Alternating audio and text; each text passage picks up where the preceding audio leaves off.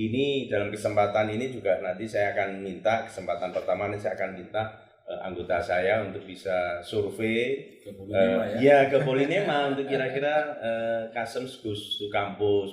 Saya sangat termasuk orang yang sangat support untuk kegiatan pendidikan vokasi, karena di negara-negara maju setahu saya justru vokasinya lah yang dikedepankan. Jadi tadi saya sampaikan ada 3 jenis kompetensi yang mempengaruhi kesuksesan orang di dunia kerja. Yang ketiga itu apa? Itu adalah relationship management.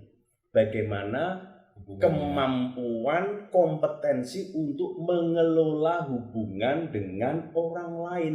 Itu apa sebetulnya? Perilaku.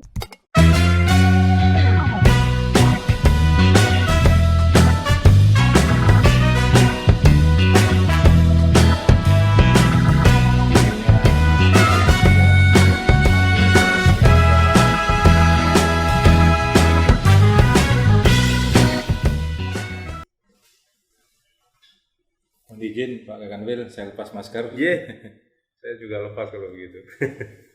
Assalamualaikum warahmatullahi wabarakatuh. Waalaikumsalam warahmatullahi wabarakatuh. Alhamdulillah pada kesempatan ini saya bisa bersilaturahim dengan Kakanwil Bea Cukai Jatim 2, Bapak Insinyur Puntarto Wibowo MPA. Terima kasih Pak Kakanwil waktunya ini. Matur nuwun sehingga kami dari Humas Polinema diberi kesempatan untuk berbincang-bincang santai dengan Pak Kakanwil. Saya senang bisa memenuhi. Sibuk terus ya Pak Kakanwil ya. Iya begitulah nih. Target berat ini tahun ini. Mohon izin Pak Kakanwil, ini mungkin Pak Kakanwil bisa memperkenalkan dulu kepada publik bagaimana perjalanan dan bagaimana perjalanan Pak Kakanwil sebelum panjenengan menjadi Kakanwil Bea Cukai Jatim 2. Monggo. Terima kasih Prof. Jadi nama saya Puntarto Wibowo, saya lahir di Solo tahun 1964. Saya SD, SMP, SMA di Solo. Kemudian saya kuliah di Fakultas Kehutanan Universitas Gadjah Mada di Yogyakarta di UGM. Kemudian saya bergabung dengan Kementerian Keuangan di Direktorat Jenderal Bea dan Cukai bulan Maret tahun 1991. Jadi riwayatnya ya karena pada saat itu sedang banyak-banyaknya kegiatan ekspor dan impor hasil hutan, sehingga pada waktu itu pimpinan Kementerian Keuangan atau Departemen Keuangan pada waktu itu menganggap bahwa perlunya direkrut sarjana kehutanan yang tentunya memahami kayu dan hasil-hasil hutan lainnya. Jadi dari segi keilmuan Pak Kakanwil ini bukan berbackground sarjana ekonomi. Bukan ekonomi. Tetapi bersama dengan saya ada 23 sarjana, dari 23 disiplin ilmu yang lain. Memang termasuk ekonomi, akuntansi, manajemen dulu juga ada, kemudian sastra juga ada, sastra Arab, sastra Rusia pada waktu itu kalau saya tidak salah. Terus kemudian dari perminyakan, dari geologi, kemudian dari farmasi, kimia, elektro, listrik, itu ada dulu barengan saya itu. Kemudian hal yang sangat menarik dari sudut pandang Pak Kakanwil. Pak Kakanwil kan sarjana kehutanan. Terus yang menarik sehingga terus berkarir di Bea Cukai ini apa? Itu sebetulnya agak ada aib itu kan. Jadi mungkin saya tidak akan cerita lebih detail. Jadi pada waktu itu saya sudah bekerja di sebuah perusahaan di Kalimantan, perusahaan kehutanan di Kalimantan. Terus kemudian saya membaca iklan di koran pada waktu itu. Sebuah instansi pemerintah di Jakarta memerlukan tenaga-tenaga ahli di bidang ini termasuk teknologi kayu, artinya kehutanan gitu. Jadi pada waktu itu saya, wah ini kalau saya di hutan terus itu susah juga nih saya, karena saya pengen ke kota kan gitu. Saya mendaftar lah itu. Gitu jadi. Terus capaian-capaian yang telah Pak Kakanwil hasilkan selama berkarir di Bea Cukai itu yang menurut Pak Kakanwil menjadi capaian yang sifatnya monumental itu apa? Sebetulnya ya saya mengikuti arus saja, artinya mengikuti arus karir. Ketika ditawarkan, ada penawaran pendidikan, saya memilih mana yang saya bisa ikuti. Itu kalau di Kementerian Keuangan begitu. Jadi setiap awal tahun diberikan tawaran-tawaran pendidikan apa. Jadi maksudnya pendidikan lanjutan, pendidikan pelatihan. Jadi pelatihan keterampilan begitu. Bukan pendidikan formal. Di dalam apa di luar negeri? Di dalam dan di luar negeri. Bisa diceritakan yang di dalam maupun di luar negeri apa kira-kira? Jadi memang sebelum saya ke sana itu setiap pegawai di Kementerian Keuangan memang kami harus dituntut untuk bisa mengetahui Anda itu mau kemana sih itu. Jadi cukup ada kebebasan menurut pendapat saya, cukup ada kebebasan bagi kami para pegawai di Kementerian Keuangan itu untuk bisa meniti karirnya, itu interestnya ada di mana gitu. Nah itulah yang kemudian di dalam setiap kesempatan atau setiap awal tahun Badan Pendidikan dan Pelatihan Keuangan salah satu unit excellence 1 di Kementerian Keuangan menawarkan program-program diklatnya. Jadi pegawai itu bisa memilih, tentunya harus dikonsultasikan dengan pimpinannya. Jadi memang tidak boleh sakar PDW, jadi tetap jadi nanti mana yang disetujui oleh pimpinannya, karena pimpinannya kan dengan program CMC, coaching, mentoring, konseling, para pimpinan itu nanti akan mengetahui kira-kira si anggota saya ini nanti akan kemana. Jadi tanggung jawab setiap pimpinan itu untuk bisa mengarahkan anggota-anggotanya. Kemudian terkait dengan tupoksi Pak Kakanwil tugas dan pokok tupoksi itu tugas pokok dan fungsi. Dari Bea Cukai. Mungkin Pak Kakanwil bisa memberikan sedikit penjelasan apa sih tugas dan fungsinya gitu. Terima kasih Prof. Jadi secara umum memang tugas dan fungsi utama Direktorat Jenderal Bea dan Cukai itu ada 4. Jadi yang pertama adalah fasilitasi perdagangan. Perdagangan yang apa? Perdagangan yang melewati batas negara. Lintas negara. Lintas negara, ekspor, impor. Nanti saya akan cerita lebih detail. Kok Jawa Timur 2 di mana ekspor impornya itu gitu. Terus kemudian yang kedua adalah industrial assistance, membantu industri. Industri yang apa? Industri yang bahan baku, bahan penolong, mesin-mesin itu dari luar negeri, ekspor. Itu nanti akan diberikan fasilitas fiskal yang memberikan siapa? Kementerian Keuangan negara, Kementerian Keuangan nanti melalui Direktorat Jenderal Bea dan Cukai. Kemudian yang ketiga itu adalah community protection.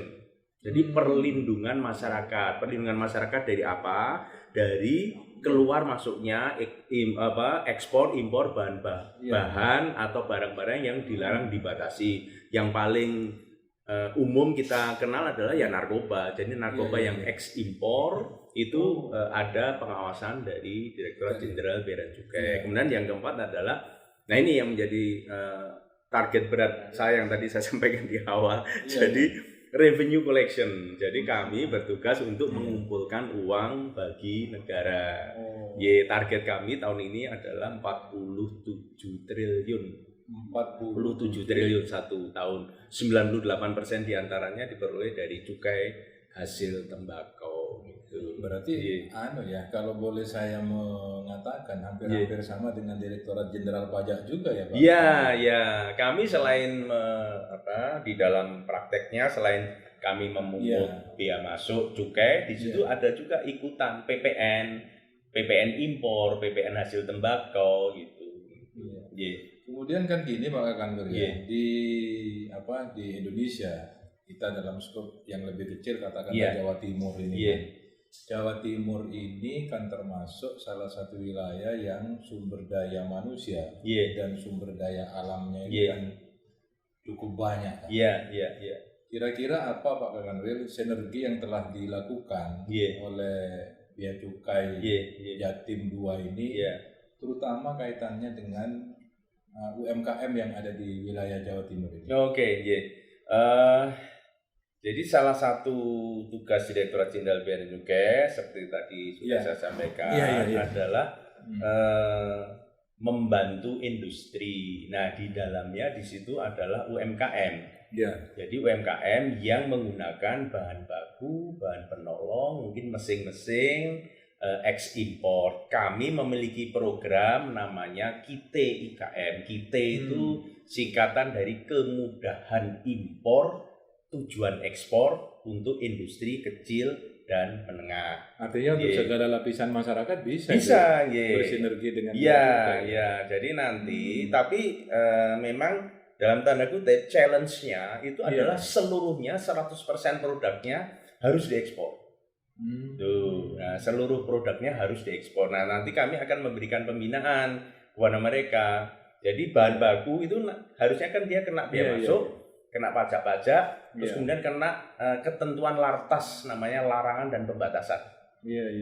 Ketentuan larangan dan pembatasan. Nah, untuk industri kecil yang nanti memperoleh fasilitas KITE itu nanti dia tidak akan terkena bea masuk dan PPN impor, tapi PPh impornya masih dipungut. Jadi bea masuk dan pajak-pajak tidak dipungut. Nah, tetapi mereka harus punya komitmen untuk nanti mengekspor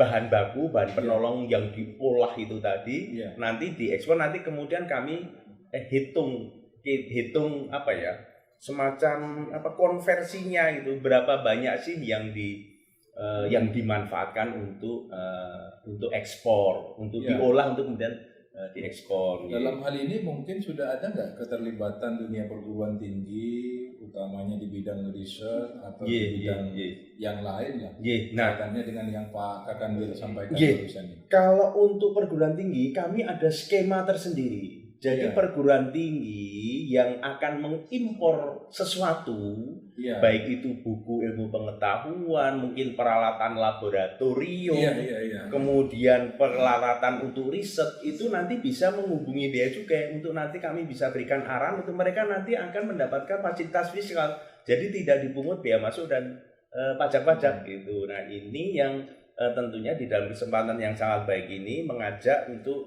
jajaran atau kalangan perguruan tinggi apabila berminat untuk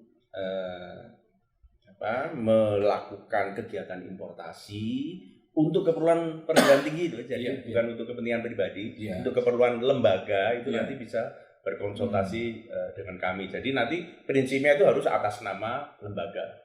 Jadi tidak atas nama perorangan. Itu tadi kan sempat disinggung soal perdagangan tentunya ini juga hal yang sangat penting terutama bagi perguruan tinggi khususnya Politeknik Negeri Malang di mana di Polinema itu walaupun di situ politik dikenal dengan nama Politeknik Negeri Malang, tapi sebenarnya ada polnya politeknik ya, Prof, bukan politik ini. Bukan.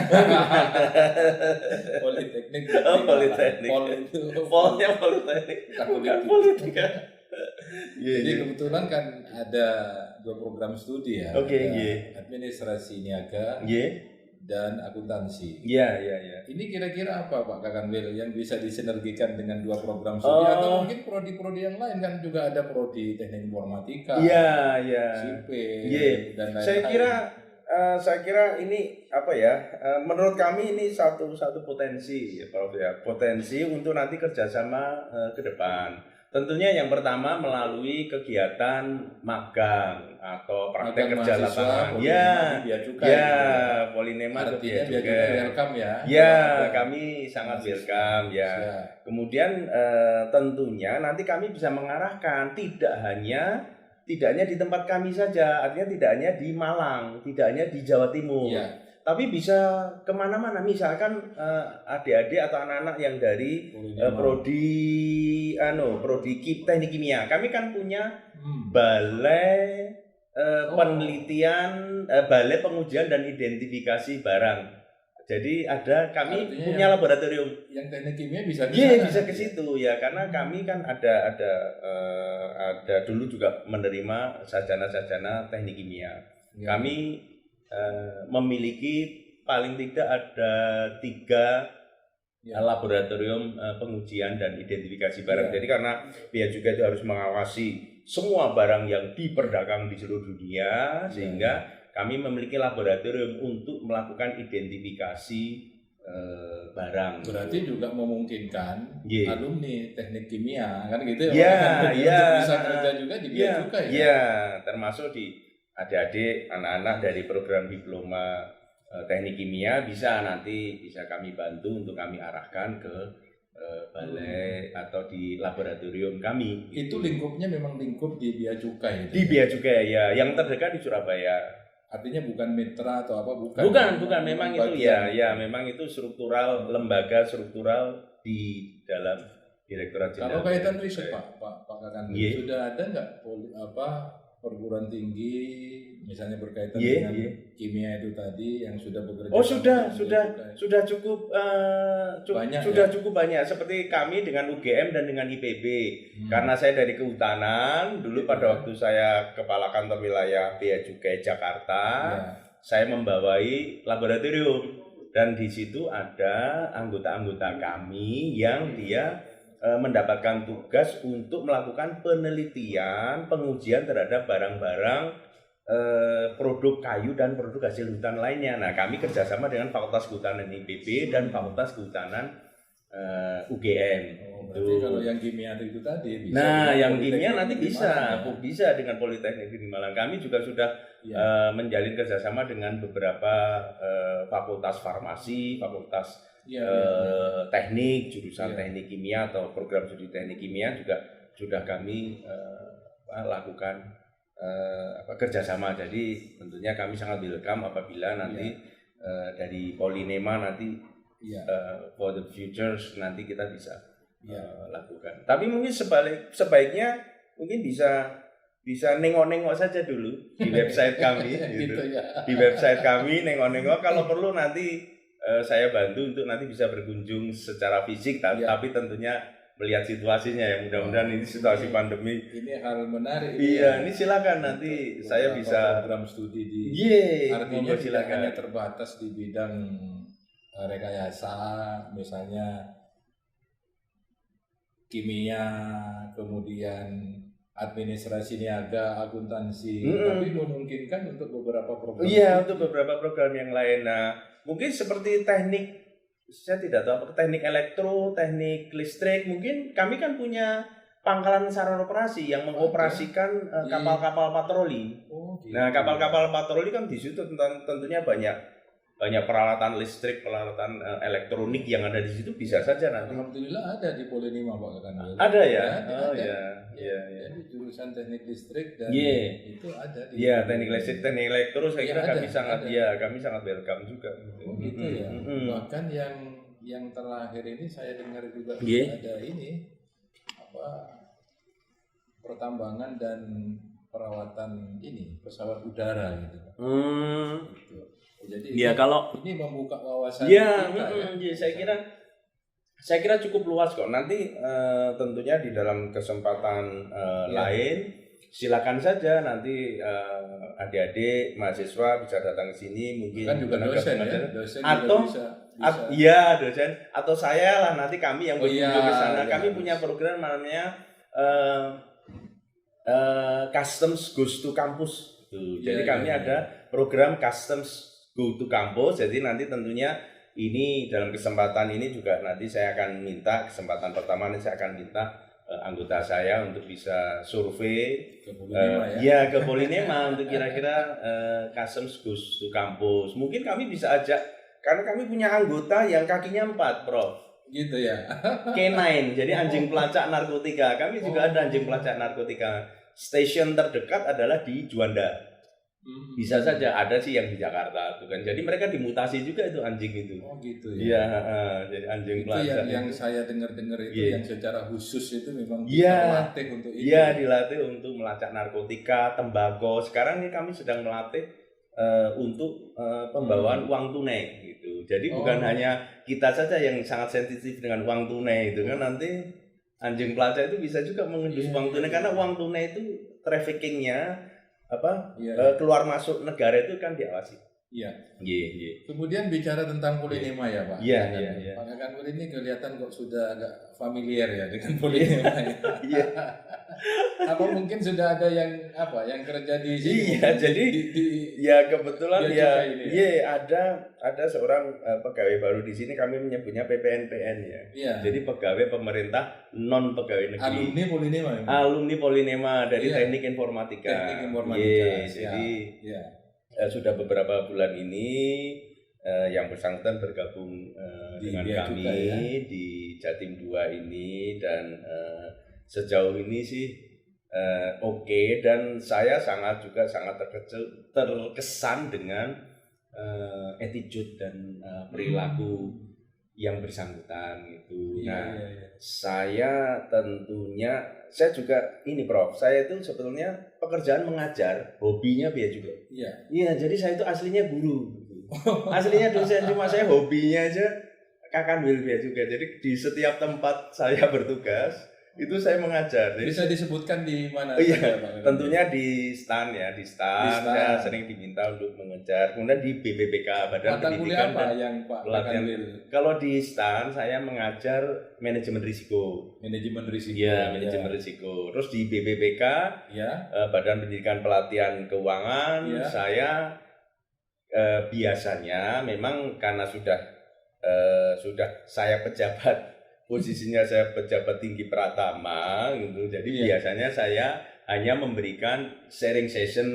Kalau perguruan tinggi lain? Perguruan tinggi lain saya mengajar di program studi Magister Manajemen Universitas Indonesia. Saya mengampu mata kuliah etika bisnis dan tata kelola, Business Ethics and Governance untuk program S2. Artinya itu mohon maaf ya Pak Kakanwil, sudah termasuk dari instansi lain yang gabung ke perguruan tinggi yang ada nomor induk khusus itu? NIDK ya, nomor induk dosen khusus. Nomor induk dosen khusus. Sudah mengajar di gitu. Nah, mata kuliah manajemen risiko. Berarti boleh dong kalau sewaktu-waktu misalnya diminta untuk polinema. Monggo silakan. Polinema kan juga sudah ada S2-nya, Pak. Monggo silakan. Yang Pak Kakanwil tahu ini berkaitan dengan polinema sebagai perguruan tinggi vokasi. Ya, tentunya Pak Kakanwil kan sudah membaca baik dari media atau dengar-dengar dari teman. Apa kira-kira yang Pak Kakanwil tahu tentang polinema? Setahu saya polinema dulu bagian dari UB zaman saya muda dulu namanya Unbra. Gitu. Politeknik Universitas. Dulu Unbra atau Unibrow jadi UB sekarang gitu. Untuk beliau kalau di tempat saya di tata persuratan dinas gitu beliau. Nah, jadi setahu saya itu ternyata ada polinema. Saya lebih mengetahui ketika juga ada kru kami, anggota kami yang dari lulusan polinema. Kemudian saya tanya ngobrol-ngobrol itu polinema apa saja program studinya. Kemudian dia cerita banyak program studi vokasi. Nah, saya sangat termasuk orang yang sangat support untuk kegiatan pendidikan vokasi, karena di negara-negara maju setahu saya justru vokasinya lah yang dikedepankan. Kalau boleh bilang angka itu 70% itu vokasi, yang 30% baru degree, baik itu bachelor's degree maupun master's degree. Jadi justru negara-negara industri, negara-negara maju itu seperti Korea, Jepang, Vietnam, China, setahu saya yang mereka kedepankan itu adalah pendidikan vokasi, karena mereka yang langsung kerja. Nah, itulah yang saya dengar dari polinema itu adalah salah satu perguruan tinggi vision statementnya adalah mencetak mereka yang mereka yang memiliki pengetahuan dan siap kerja. keterampilan ya. Nah, keterampilan dan siap kerja. Dan yang saya lihat dari salah satu anggota kami itu tadi yang saya garis bawahi adalah attitude. Nah, ini ya sekalian saya menitipkan bagaimana attitude ini tetap harus dibangun seiring dengan pembangunan kognitif dan keterampilan. Karena orang yang memiliki kognitif tinggi, keterampilan know-how tinggi, tapi attitude-nya nggak ada, terutama integrity, kejujuran, selesai sudah.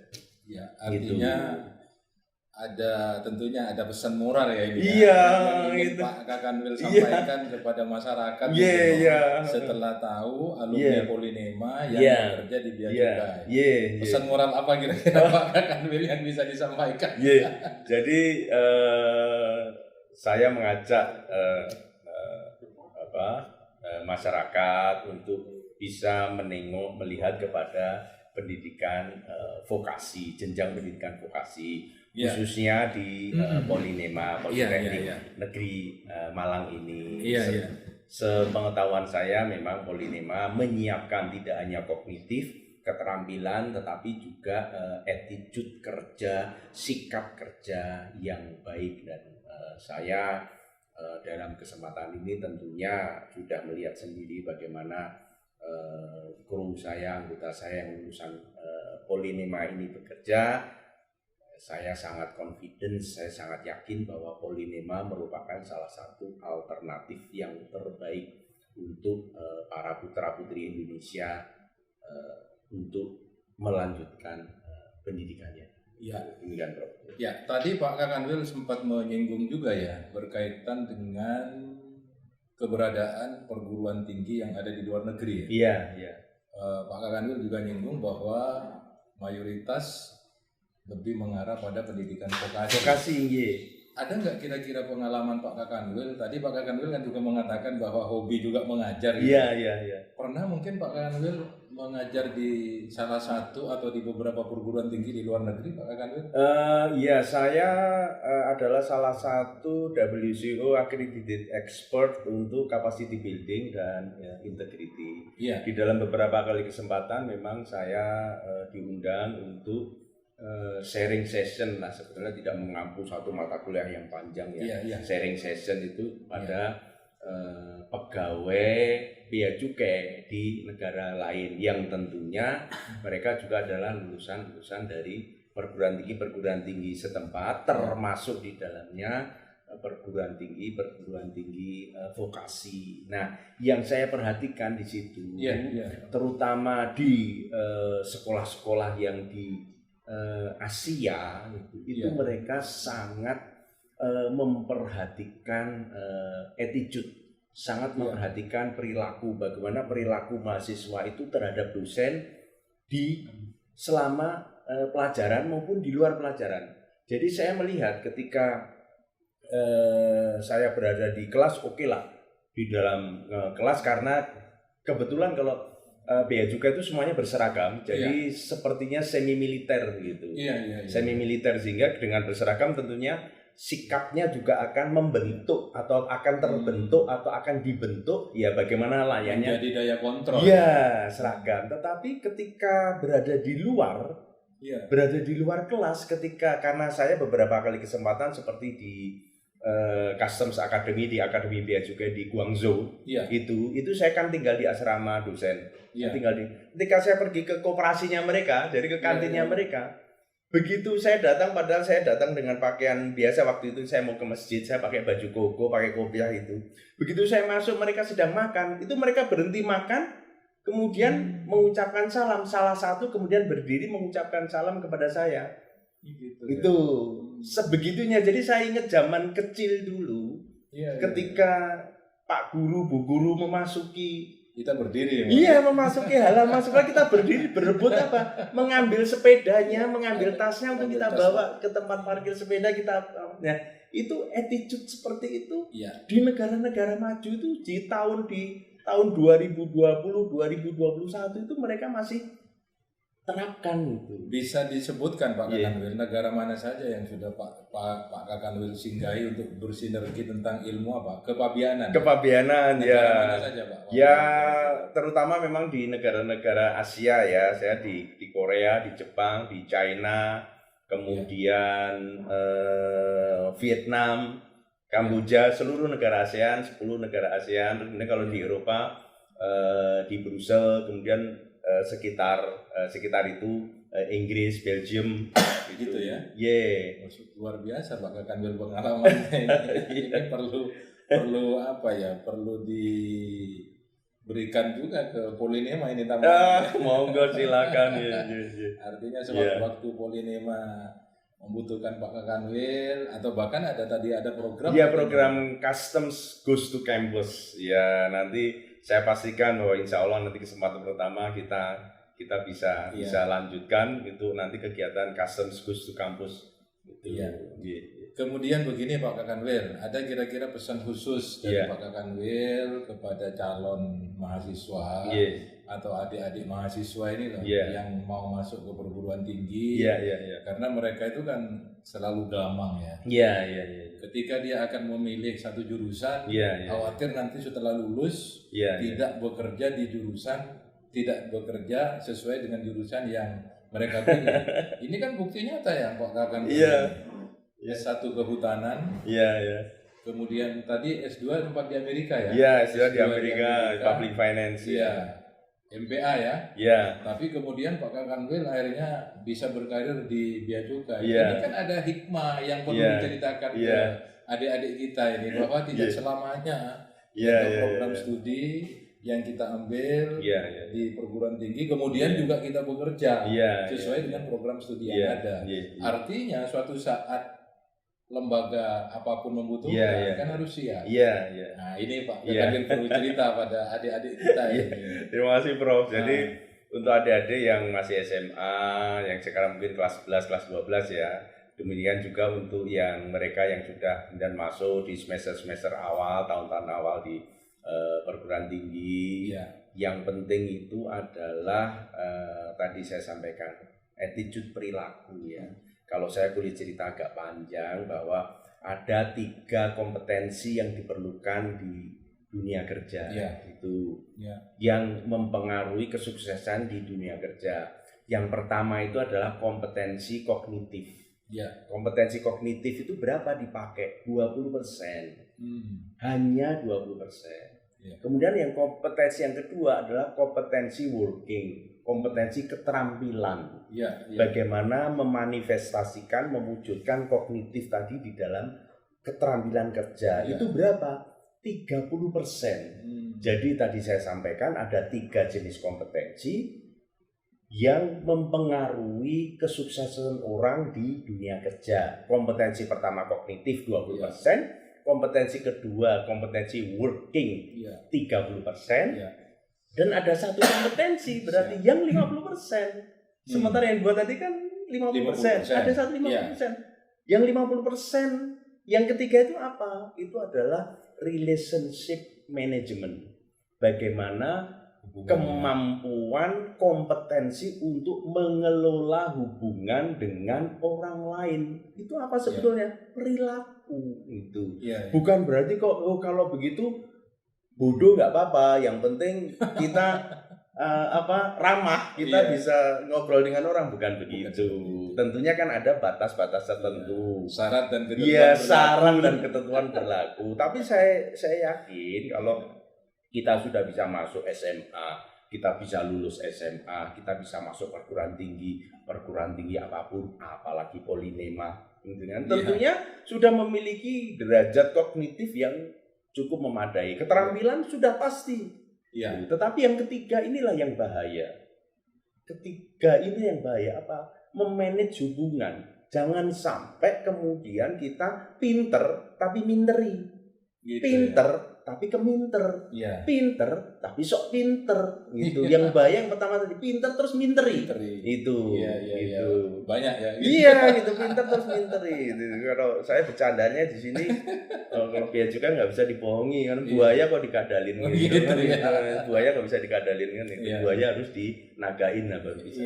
Nah itulah. Jadi yang penting adalah sikap perilaku. Termasuk sikap perilaku itu apa? Confidence. Ketika memilih suatu jurusan, bahwa tanya temennya, BFF-nya, best friends forever-nya itu, mau sekolah di mana? Ngikut nggak apa-apa, tetapi harus punya confidence, harus dilandari.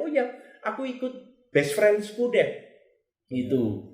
Ikut sekolah, ikut di sana, ikut boleh, nggak apa-apa, tetapi harus dilandasi confidence bahwa saya memilih bukan hanya karena best friends-nya ke sana, tetapi ada filosofi pribadi bahwa saya itu ke sana, saya memang seneng di sana, saya memang interest di sana, ada passion di sana. Nah, pada akhirnya nanti akan terbentuklah sikap, attitude, perilaku, dan kemudian itulah yang nanti akan bisa meng-guide kita, bisa membuat kita itu agile.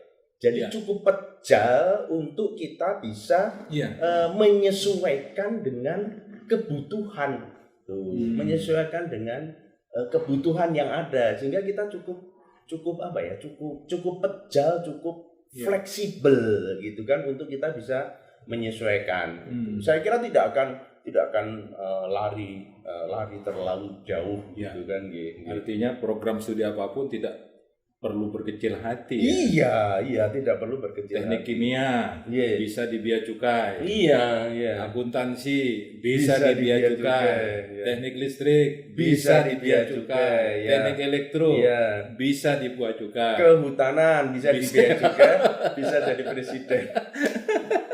Karena Pak Jokowi kakak kelas saya. Oh gitu. Iya. Satu alma mater ya. Iya, kan fakultas kehutanan. Iya, siap Pak. Tapi Pak Jokowi. Iya. Alhamdulillah Pak Kakak.